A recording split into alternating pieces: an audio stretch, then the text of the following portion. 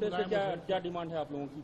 देखिए, दिल्ली के लोकप्रिय मुख्यमंत्री जो 3 बार से प्रचंड बहुमत से जीत के आए हैं, उनको गिरफ्तार करके जेल में डाल दिया गया। और किस दिन जेल में डाला गया? जब सुप्रीम कोर्ट से उनकी जमानत पर मोहर लगनी थी, जब सुप्रीम कोर्ट से उनके छूटने की पूरी संभावना थी, उस वक्त केजरीवाल जी को सीबीआई ने गिरफ्तार कर लिया, ईडी कोर्ट ने उनको जमानत दे दी। तो मैं समझता हूं कि ये एक तानाशाही का बहुत बड़ा उदाहरण है और भारत के प्रधानमंत्री को जांच एजेंसियों के दुरुपयोग के ऊपर बोलना चाहिए, इसको रोकना चाहिए, अरविंद केजरीवाल को रिहा करना चाहिए। इस मांग को लेकर आज हम लोग यहां पर इकट्ठा हुए हैं, अपना प्रोटेस्ट दर्ज करा रहे हैं।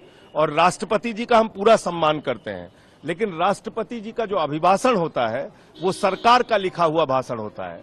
उस सरकारी भाषण में वो लोकतंत्र को लेकर बड़ी बड़ी बातें कहेंगे, उस सरकारी भाषण में वो संविधान को लेकर बड़ी बड़ी बातें कहेंगे, लेकिन जो सच्चाई है जमीन की, पूरे देश में भारत के संविधान और लोकतंत्र को कुचला जा रहा है। झारखंड के मुख्यमंत्री रहे हेमंत सोरेन जी को गिरफ्तार करके जेल में डाल दिया। वेस्ट बंगाल में जांच एजेंसियों का दुरुपयोग हो रहा है, महाराष्ट्र में जांच एजेंसियों का दुरुपयोग हो रहा है, दिल्ली में जांच एजेंसियों का दुरुपयोग हो रहा है। हमारे मुख्यमंत्री जेल में हैं, हमारे एक शिक्षा मंत्री को जेल में डाल दिया, स्वास्थ्य मंत्री को जेल में डाल दिया, मुझे 6 महीने जेल में रखा। तो इन सारे सवालों को लेकर आज हम लोग यहां पर इकट्ठा हुए हैं और हम लोग सरकार के लिखे गए भाषण का बहिष्कार कर रहे हैं। राष्ट्रपति जी के प्रति पूरा सम्मान है, उनका अपना कोई कार्यक्रम होगा तो निश्चित रूप से हम लोग उसमें शामिल होंगे। इंडिया ब्लॉक के लीडर से भी आप लोगों ने मदद मांगी है क्या? आज तो हमने अपने प्रोटेस्ट की शुरुआत की है, अब इंडिया ब्लॉक के भी नेताओं से बातचीत हो रही है और उनके समर्थन से भी इस आवाज को आगे बुलंद किया जाएगा।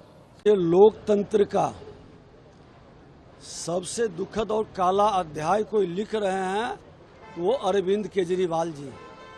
नैतिकता के आधार पर जिसकी भी इस तरह की गिरफ्तारी हुई है वो अपने पद का त्याग किए हैं और जो लोकतंत्र का सम्मान है उसको बढ़ाए हैं।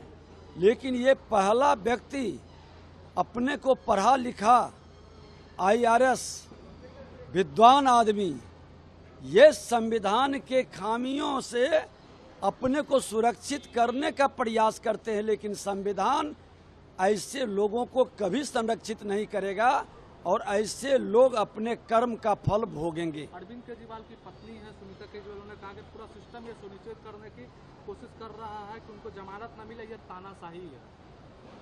देखिए, अरविंद केजरीवाल जी अपने पाप का फल भोग रहे हैं।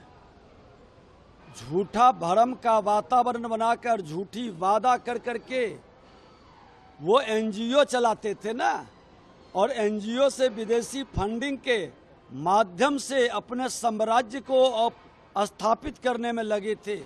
और आज उच्च स्तरीय जब इसकी जांच शुरू हुई है तो इनकी पैठ कितनी गहरी है भ्रष्टाचार में ये स्पष्ट हो रहा है। लेकिन ये लोगों को भरमाएंगे, बरगलाएंगे, सहानुभूति लूटने का प्रयास करेंगे।